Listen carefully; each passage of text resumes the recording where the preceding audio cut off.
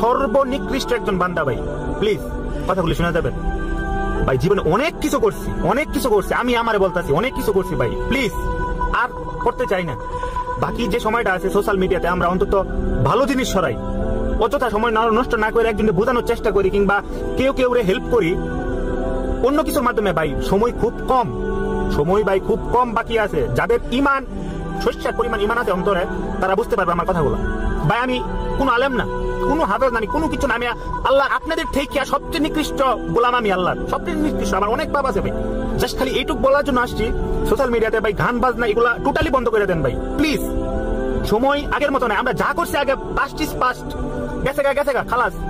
এই ভবিষ্যতের জন্য প্লিজ ভাই দয়া করে সোশ্যাল মিডিয়াতে কেউ গান বাজনা এইসব করবেন। যা যতটুকু নিজে সম্ভব হয় হাদিস ছাড়েন, কুরআন তেলাওয়াত ছাড়েন, একজনকে বোঝানোর চেষ্টা করেন যাতে মানুষ আগ্রহ হয়ে সামনের দিকে ধাবিত হয়। ভাই অবস্থা খুব খারাপ পৃথিবীর। যদি চিন্তা করেন ভাই, একমাত্র ইরান বাদে, বাংলাদেশ বাদে, মালয়েশিয়া, সিঙ্গাপুর, হাতে কোনো 4-5টা কান্ট্রি, মুসলমান কান্ট্রি বাদে সব কান্ট্রির দিকে যদি আপনি একটু ঠান্ডা মাথায় চিন্তা করেন ভাই, শেষ। ওরা জেনোসাইড করতেছে আমাদের সাথে, বোঝার চেষ্টা করেন ভাই, জেনোসাইড। আমরা মুসলমান। এই ভারতের অবস্থাটাই একটু কল্পনা করেন না। আর ভারতের অবস্থা বাদ দেন, আমাদের রোহিঙ্গাদের অবস্থা একটু কল্পনা করেন, যেগুলো মুসলিম রোহিঙ্গা আছে।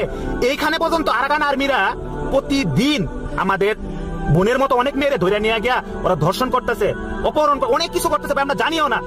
আমাদের উপর যতক্ষণ পর্যন্ত না পড়বে ততক্ষণ ওই ফিল্ড আমরা পাবো না ভাই, বুঝার চেষ্টা করেন। এর আগে আমি বলতেছি ভাই, এসব থেকে খাস দিলে তওবা করেন, আল্লাহর কাছে সবকিছু মাফ চান, বলেন যে আল্লাহ আমি পাপী, আমার সাহায্য করো তুমি, তোমার সাহায্য দরকার আমার।